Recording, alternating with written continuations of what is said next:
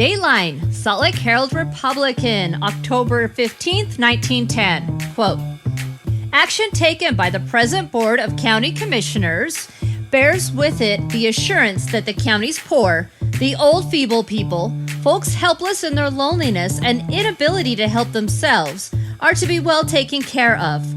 Plans accepted and under which bids will shortly be called for provide for a new county infirmary that will not only be modern and commodious, but will materially relieve the present situation in the care of the county's wards. The necessity for a modern infirmary has been felt in the inadequacies of the present quarters at 12th Street and State Street. At present, the infirmary has something over 100 occupants, overcrowded, and little fitted to accommodate those requiring the aid of the county. The plans for the new building, as have been detailed before, provide for a building 3 stories in height with a basement. The first 2 floors of the new building will be taken up by men's quarters and will accommodate 100 persons. The 3rd floor will be devoted to a hospital equipped for the care of 20 patients. With the completion of the new building, the present home of the infirmary will be utilized as quarters for the female wards of the county. With the plans for the new infirmary accepted, the Board of the County Commissioners will ask for bids probably in 10 days, and it is expected that with the funds available at present, at least a portion of the new building will be completed this year. End quote. I'm Wendy. This is Demolish Salt Lake, and the story of the Salt Lake County General Hospital. Hello and welcome to episode 5. I've got my coffee. It's a beautiful Saturday morning, and I'm excited to talk about a hospital. 3 of my all-time favorite historic buildings are hospitals, prisons, and schools. I think it's as much about the architecture as it is about the use of the building and what actually went on within its doors. This was a really fun one to research, so I hope you like it. Okay, let's talk some history. In October of 1885, the county purchased property on the northeast corner of what is now 2100 South and State Street. According to the Sanborn Fire Insurance maps from 1889, 1898, and 1911, this would have been the corner of 12th South and State Street. They purchased the land from Louisa Ferguson of New York City for $3,500 in order to build an infirmary and asylum. I think this is Louisa Wells Young Ferguson, daughter of Brigham Young and Emmeline Free. She was living in Manhattan with her husband James at the time, so it lines up, but I couldn't find any definitive proof. Infirmaries of the time were used to care for the sick, poor, and elderly who could not take care of themselves. They went by other names like poorhouses, poor farms, and almshouses. Often people were referred to as inmates instead of patients or residents. From what I could find out about this original infirmary, that was the case for its use. I'm not quite sure about the asylum aspect because the Territorial Insane Asylum in Provo existed and housed those deemed, or thought to be deemed, mentally ill. But I'll get to more about that a little bit later. This first infirmary was built relatively small and looked like more of a house than a facility. Looking at the Sanborn Fire Insurance map from 1889, it was a 2-story building. The dining room was on the southeast corner and the kitchen was attached to the back.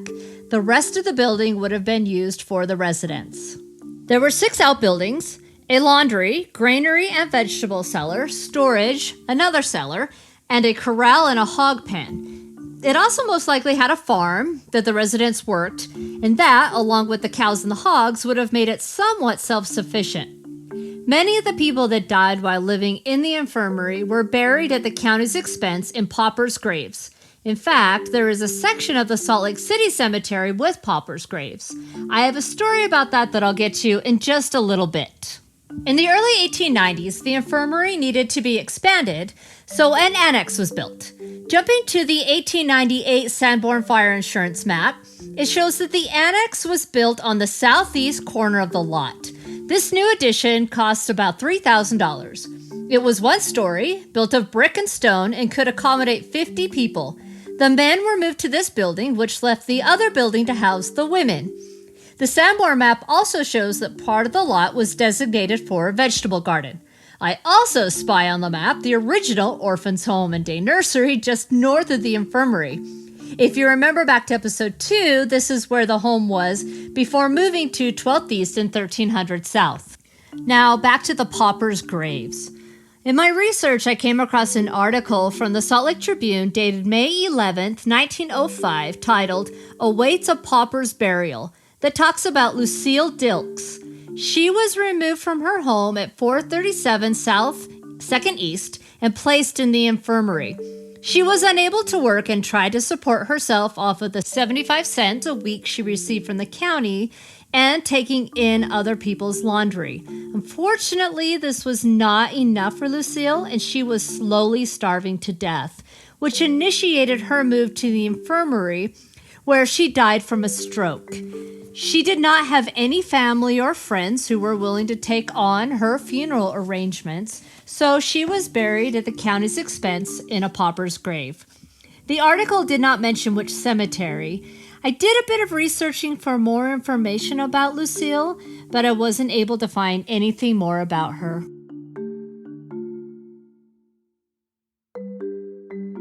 Around 1904, talk of a new infirmary building began.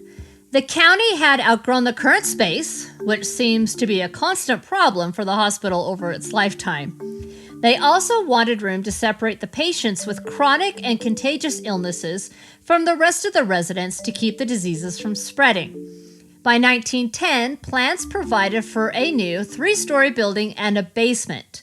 The first 2 floors would be the men's quarters and could accommodate up to 100 inmates. Yep, still referring to them as inmates.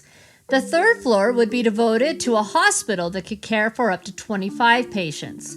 The current building would then be used to house the women. The 1911 Sanborn fire map shows quite a change to the site. The new men's quarters was a large adobe building located where the vegetable garden once was. In addition to the wards on the 1st and 2nd floor, there was also a dining room and a kitchen on the 1st floor, operating room on the 3rd floor, and laundry and quarters for the staff in the basement. The old men's quarters building was torn down. The granary and vegetable cellar were turned into storage and a new morgue was built. The cost of all this new construction was around $200,000. In 1913, under the direction of the superintendent, Dr. C.C. Snyder, a nurses' home and training school was opened on the grounds of the infirmary. This was an accredited 3-year BSN program affiliated with the University of Utah, according to an article in the Salt Lake Tribune from December of 1913. The training would offer more in the way of caring for patients with a wide range of infectious and contagious diseases than other institutions offered. The women would gain practical experience in the isolation hospital as well as the general wards. Students received $10 a month, and all expenses, including room and board, were paid for. One student that attended the school was Marva Christensen Hanchett. From an early age, she showed interest in medicine, often taking care of her family members who had become ill. In 1927, she left Sevier County to attend the school. She had waited a long time for this moment and was very excited for this opportunity. The first 6 months of her training consisted of full days of classes, demonstrations, and studying. Once she finished this part of her training, she was assigned a shift on one of the wards. Marva spent time in the Red Isolation Building, where those with contagious diseases were sent. Unfortunately, she came down with pneumonia from her time in that ward and was sent home to recover until she was well enough to return. During her time at the school, the infirmary was often over capacity with sick patients. Nurses often worked 6 days a week, took their classes, and studied in what little off hours they had. The nurses often did some of the work that the interns and doctors did because they were overworked as well. Marva pushed through all this and graduated with her diploma. She returned to Sevier County, and being the only registered nurse in the area, the doctors welcomed her assistance. In January of 1934, she set up the first regular public health program in Sevier County. Later, she was the nursing supervisor of the Sevier Valley Hospital in Richfield. In November of 1957, she was asked to be acting nurse supervisor of 8 nearby counties, and eventually she ended up covering about 1/5 of the state of Utah. She did all this while raising and caring for her own family. She worked in a variety of clinical services, promoted immunizations and better health education, and recruited new professionals as needed. Upon her retirement in 1974, she was celebrated for her dedication to advancing nursing and medical practices in Utah. As in most of the country in 1914, tuberculosis was a major health problem in Salt Lake. To accommodate patients with the disease, a makeshift sanitarium was constructed on the flat roof of the infirmary. Tents were put up to house the patients. In the fall, the tents were boarded halfway up to protect them during the winter. Can you imagine spending the winter on a roof in a tent while suffering from tuberculosis? In 1917, an isolation ward was built, and all patients with contagious diseases were moved there. That was the red building I referred to in Marva's story. A large U-shaped building east of the infirmary with enough room to care for 300 people was dedicated in 1921. This building, made of brick, concrete, and steel, was designed by the architectural firm of Pope and Burton. Hiram Pope also worked on the Holy Trinity Greek Church, St. Paul's Episcopal Church, Highland Park Ward Building, and the Fish and Game Building at the Utah State Fair Park. This new building would be used as the county infirmary, which meant all those referred to as inmates, the poor, the sick, and the old, were moved to this building, allowing for the older building to be strictly devoted toward medical, surgical, and obstetrical cases. The name was also changed to the Salt Lake County General Hospital. A look at the 1950 Sanborn Fire Insurance map shows a very large campus for the Salt Lake County General Hospital. The two buildings from the late 1800s and 1911 still stand. There is the addition of the nurse's home, the new county infirmary building, a heating plant and laundry, the red brick isolation ward, 2 greenhouses, and another building that I'm not sure what it was used for. Interestingly, there is also marked an underground passage to the boys' home, which left me with so many questions, like, what was the boys' home? Where was that at? Is the passageway still there? And how cool would it be if it was still there? So I put all that down on my list of things to research, and I'll get back to you on that one. So with all the buildings, all the different wards moved around a lot. I'm not even going to cover all the moving around of the wards and the patients, but I do want to talk about the addition of one ward in 1945. Remember back at the beginning of the episode when I mentioned the asylum? Well, let's talk about that for a minute. In 1945, a new psychopathic unit, their words, not mine, was opened at the Salt Lake County General Hospital. An article in the Salt Lake Telegram from August of that year states, and I quote, "There are 4 wards in the new quarters with complete facilities for the most modern care for patients. These quarters are not for permanent housing of psychopathic cases, but a place in which to hold patients temporarily until medical examination is completed and the courts make disposition of them." End quote. This new ward also alleviated the county jail from housing these patients. The unit was equipped with electrical shock treatment and hydrotherapy tubs for prolonged hot water baths.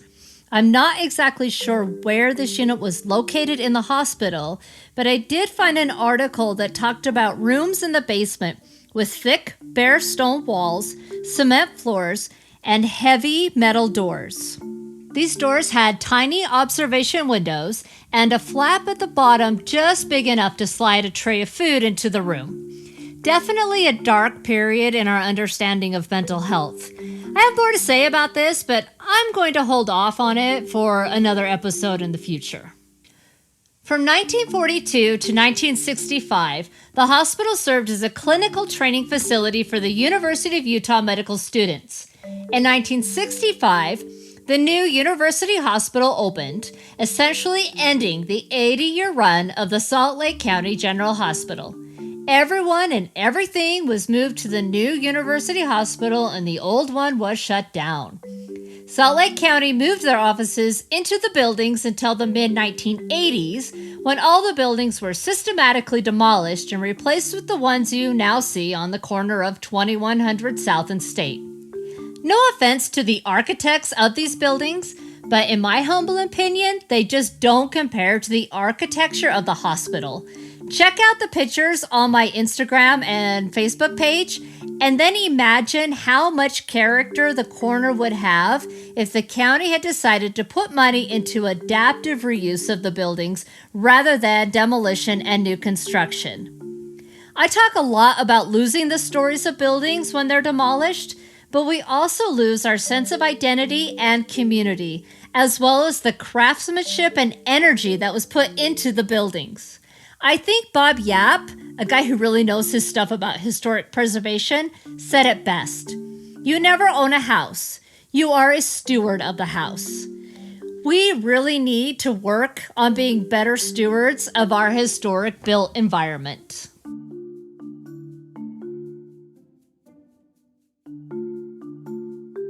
Head over to my Instagram and my Facebook pages at Demolish Salt Lake Podcast to see pictures of some of the buildings and people that I talked about in today's episode. You can also follow me on Twitter at DemolishedSLPod. And if you like the podcast, please subscribe and leave a review.